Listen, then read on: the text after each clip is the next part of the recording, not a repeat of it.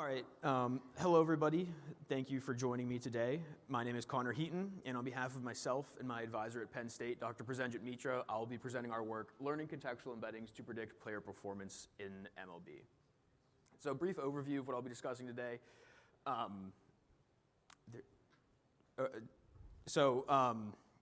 Introduce our motivation for undertaking this work, why we think it's worthwhile. Very related to my presentation last year, a different thread, which manifests in how our approach this year is different. We still model baseball as a sequence of pitches, but we directly apply this to predicting player performance in future games.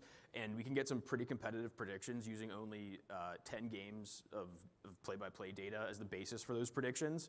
And so then we're going to wrap it up with why I think this work has a bright path forward. And so to start, almost all of sabermetrics is based upon counting statistics. So I think for some more rudimentary statistics like batting average, that's aggressively obvious, where you're just counting the number of hits, counting the number of at-bats, dividing one by the other.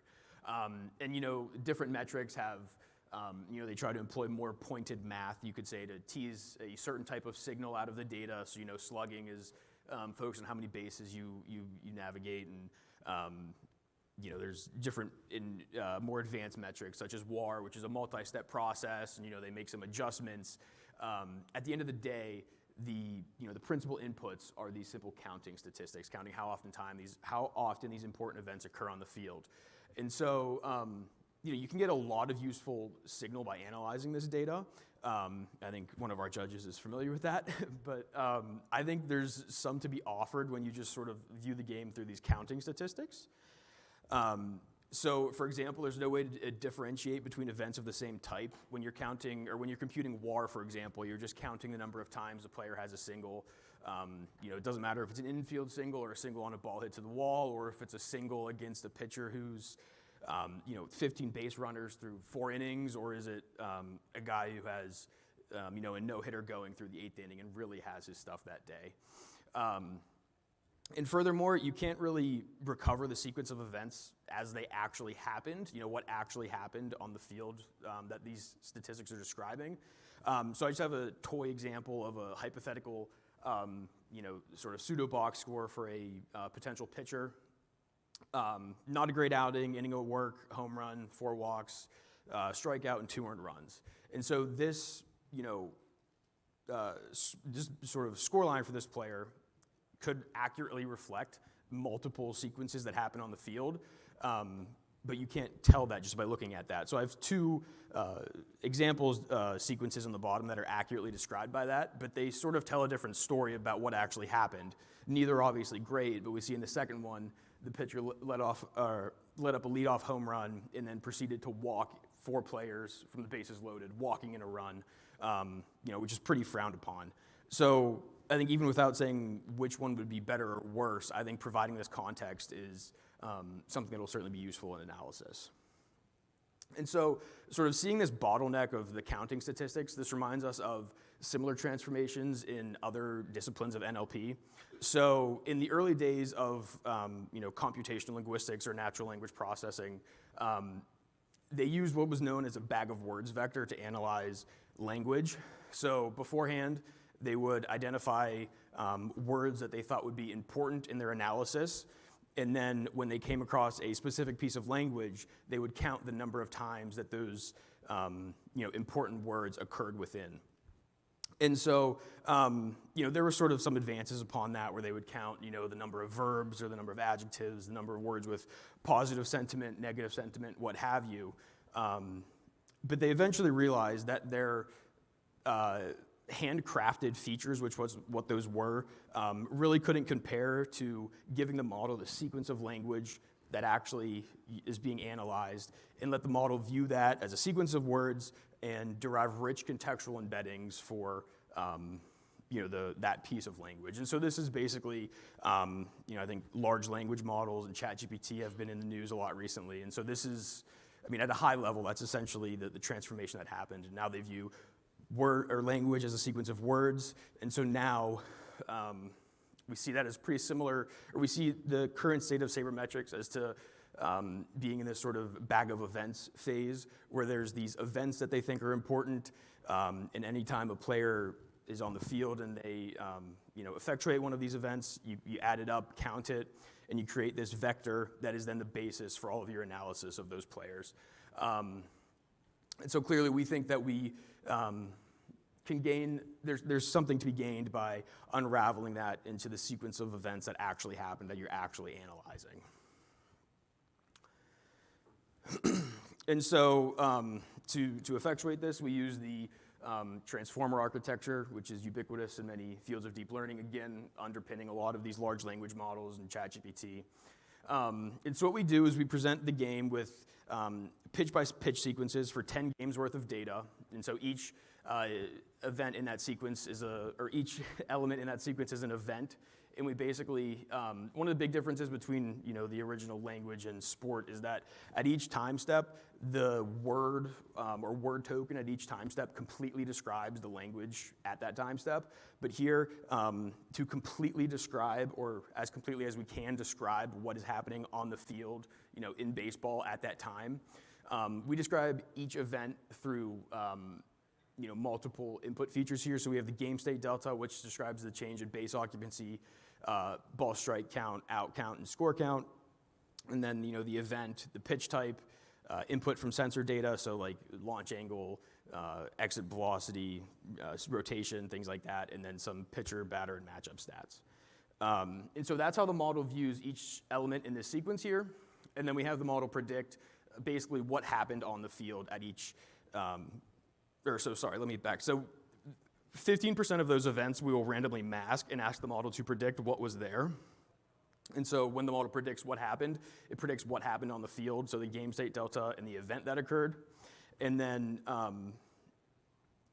so in order to make these predictions, the model needs to learn to process the surrounding sequences of events such that it can correctly predict the contents of that masked index. And so this teaches the model about the rules of the game, sort of about the general flow of the game, how different events relate to one another and whatnot.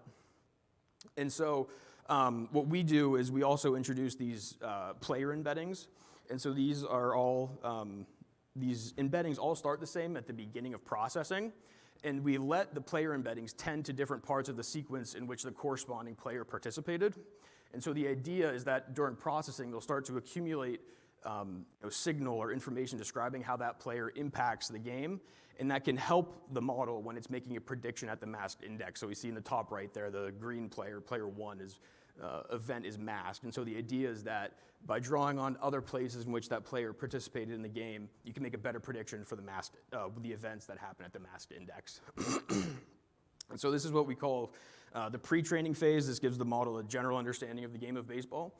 And then we can fine-tune it to make predictions about future player performance using this understanding. And so the model processes 10 games of time, or 10 games at a time. For batters, we look at the team batting, their 10 most recent games, and then derive embeddings for the 9 starting batters for this 11th game, basically. And then for the opposing pitcher, we identify their previous 10 starts and derive a model, or have the model derive an embedding for that pitcher. And then we basically make head-to-head performance predictions using a simple, linear prediction head. And so that's the model, but we need some data to train it. And so we train the model on data from 2015 to 2020, and then test on data from 2021. Work was done while the 2022 season was ongoing. And then when we fine-tune and predict performance, specifically we predict the number of hits, walks, and strikeouts that each player will record against the opposing pitcher or against the opposing starter. And so this is a little bit of a nuance for batters. We're not anticipating how the batter will participate or perform in that game, but how they will perform against the starting pitcher. And this is just an artifact of the problem formulation, and you can change that in the future, but that's how it manifests here. So in total, we have a data set that's about 4.5 million pitches, and we use that to train our model. And so I'm not going to bother with anything about the pre-training, but here the interesting part is the actual predictions that we make from fine-tuning. And so this is predictions for strikeouts, hits, and walks for every starting pitcher and batter in a game from the 2021 season. And so the immediate takeaway is that the model does much better at predicting pitcher performance than it does batter performance, as evidenced by the R-squared metric, which is sort of a general indicator of model strength. Higher is better. And so this sort of performance discrepancy makes sense. 10 starts tells you much more about how a pitcher, a pitcher's ability level than it does for 10 starts for a batter. And furthermore, just another artifact of the formulation, since we're looking at the team's 10 most recent games, there's no guarantee that the starting batters will participate in all of those 10 most recent games. So, in many cases, our model has significantly fewer than 10 games of context from which to make predictions. So this all sort of makes sense. And so, we have some numbers there, but they're not super informative without a point of reference. And so for that, we compare against, I believe, the 3 largest sports books in the US. And so here we have pitcher single game strikeout predictions as given by the different sports books and by my model. And then we also have, in order to compare the ability to predict batter performance, the books and my model present batter predictions in slightly different ways. But what I tried to do was a good faith effort to discern on each day the batter that the entity thought was most likely to get a hit, and then explored how many days in a row each entity could successfully identify a batter to reach base. And so those are the metrics that we have, or those are the prediction tasks that we have here.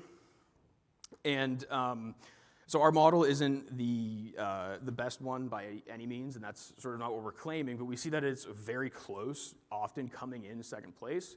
And so that's really encouraging, since we're only using 10 games of data as the basis for our predictions when the other entities are using data describing the entirety of a player's career. And so what we were really encouraged by was the number of predictions. So these predictions are, again, for every starting batter and pitcher. I think there's maybe 1 or 2 games that we don't include just because the data was corrupted a bit. But so we make this the same performance level for every prediction for every starting player in the game.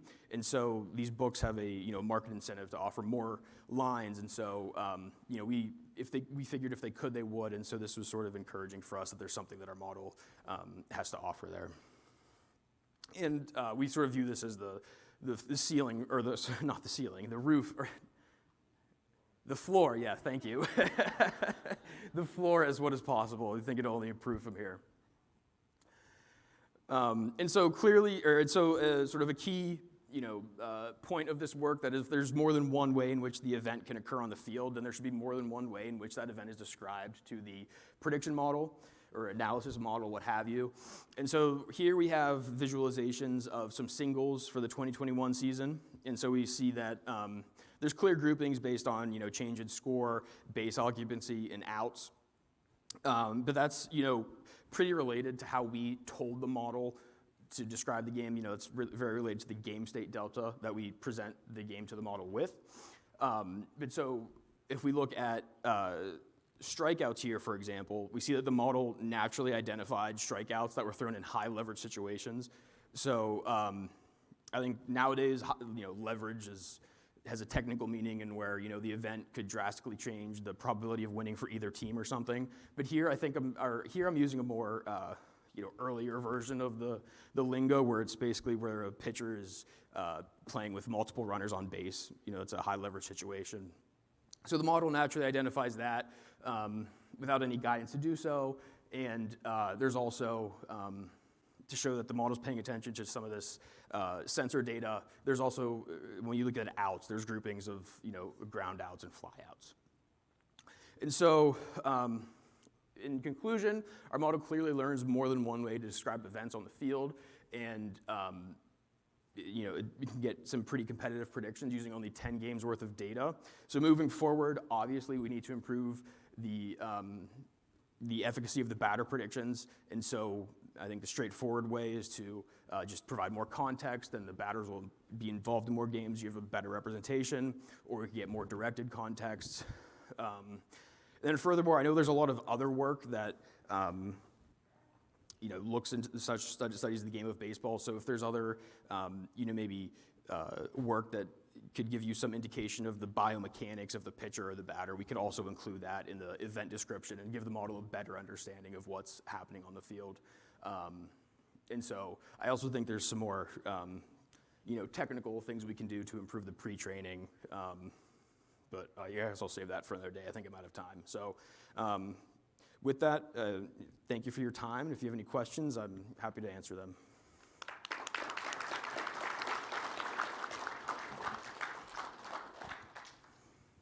We've just decided we're doing questions snake draft style, so I get to start. Really interesting. So I guess my first question is, so you mentioned ChatGPT, since we're all talking about ChatGPT, and all of these models are really good at kind of interpolating between events that they've seen before. And one of the things that I think MLB is, I think they're actually very good at this, about asking questions about what happens if we make a change that the model might not have seen before, like what happens if we put a pitch clock in, right? Sure. And so thinking about the extrapolation versus the interpolation version. I guess my first question is how confident would you be, and how good do you think this would be at extrapolating versus interpolating if you make small tweaks that may not be in the set of data that you've already shown it? Yeah, so I don't know if that's something that necessarily this model is geared towards. It's designed to see things that have happened before and then make predictions about what will happen in the future. But I do think there are ways in which you could design a model in which you could ask those questions. So for example, when you look at the sequence of events, you could include some feature where it's the relative time between pitches. And then you could go back and say, well, I can't, this hasn't happened before, but if I go back and reduce the time between pitches by 10% or something, then you could maybe see a change in how the model would interpret that. So I guess this instantiation of the work, I don't know if we could address that, but I think that's something this type of work could be used to help address. Great. Okay, nice answer. And my just one more question. ESPN has a beat the streak competition, yeah. And you said you are predicting whether or not batters get hits. Do you think you can beat the streak with this? I don't know. So we definitely have. I think we tie or beat like the published streak in sort of academic literature. I think that's something I want to try my hand at eventually, but I don't want to oversell, I suppose.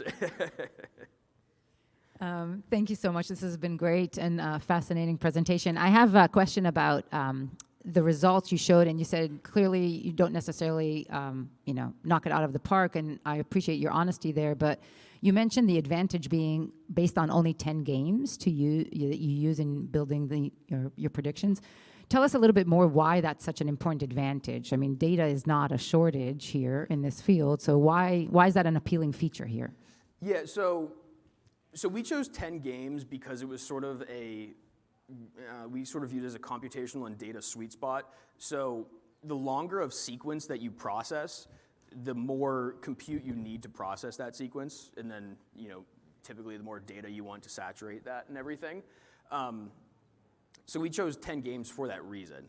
And so we think that's a good sign for us because all of these other prediction-making entities use way more than 10 games worth of data to make their predictions.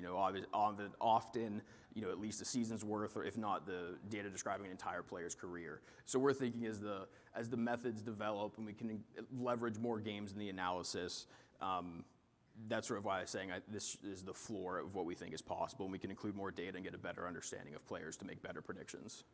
Okay, beautiful. And then in terms of usage, like is this in the moment stuff that you think speed will matter too, or not necessarily, in terms of your ability to produce these accurate predictions on the fly?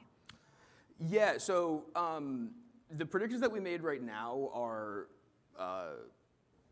before the game starts, so there's not really a need for that. But I think what you're getting at is like in-game and sort of things like that. And so I think all of this runs on a GPU, so it's probably going to take longer than some of the previous methods. But this sort of work is heavily used in industry. So I think there are things we could do to, make it viable for that. Thank you. Great job. Very ambitious project. My question has to do with context. So traditionally in baseball, say someone comes to an at-bat with 0 outs, bases loaded. Run expectancy is like 2.4 or something, right? With no runners on base, it's 0.5. And so if you hit a home run in the first situation, you cash in on 4 runs. If you hit a home run in the second situation, you only cash in on 1. But the player has performed equally well. The only difference is the sequence is what you're finding. So the problem is, like, you can't really, the player himself doesn't control that context. He can't bring runners on base ahead of him. So but my question really is, like, you're recontextualizing what we go to a lot of trouble to do to decontextualize. Like, so do you find certain players or certain situations that are sensitive to sequence, to these, maybe they're less random than you would normally expect? Well, so I think we haven't, I don't know if we've necessarily looked at it from that perspective or, that route. But I mean, I see what you're saying. The community decontextualized these things, and now we're recontextualizing. So I think we're sort of taking a different approach to how we view the player, I guess. Yeah. So I think, I'm not saying doesn't have value, but I know you compare to like the Vegas books here. What I would love to see is a comparison against not like the same approach, but without the sequence information built in, and compare the performance and see see the difference. Well, that's what the books do. But within the same model framework, run your model, remove the sequence component, see what your scores are, then compare it to the scores you get here. Well, I think the model is it's a sequential model. I don't know how we could remove the sequence from it. I think it's sort of a different approach in modeling the game and how you make your predictions. The community is doing sort of what you're proposing, and so we're offering a different perspective. Okay, thanks. Yeah, thank you. Good job. I guess I kind of have the same weird intuition that Brian does a little bit, where like I don't. So like let's say I come back, I'm at a game, I get a hot dog, I come back, there's 1 out, and like runners on first base and third base, right? And your model can kind of tell me what's the chance that got there by different sequences, right? By like a 2 walks and then like a wild pitch or something like that, right? Versus a walk and a single that events the runner to third. I guess my question is like, don't we already have that information though, right? I mean, we can like look at the game log and kind of see what the sequence was. I'm just trying to, I don't know, I'm not formulating this question well, but I'm trying to kind of figure out what problem you're trying to solve. So basically what we view is that the bottleneck in describing what happened on the field is you're describing through these counting statistics. And so you can't, it's just one magnitude, and there's limited expressive power to describe what happened. And so we're trying to make predictions with as complete a picture of what actually happened on the field as possible. And yeah. But what do you need, like, because I can imagine there is information there, right? That if you issue a walk with the bases loaded, that predicts worse performance going forward, right? But we already have that from the game log, so why do you need like the machine learning model? Yeah, so good question. So that's, I think that is basically, that would be a handcrafted feature, which is what I talked about, and that's sort of what the NLP community spend a lot of time is handcrafting these features. And so we think that there is going to be other, by giving NLP and computer vision, they went through this whole, handcrafted features, and they eventually realized that if you give the model what you're actually deriving those handcrafted features from, the model discerns a better understanding of that entity. And so we're following a similar, thinking here, where we give the model the game as it happened and let it discern the important features and all of that stuff. Okay, thank you.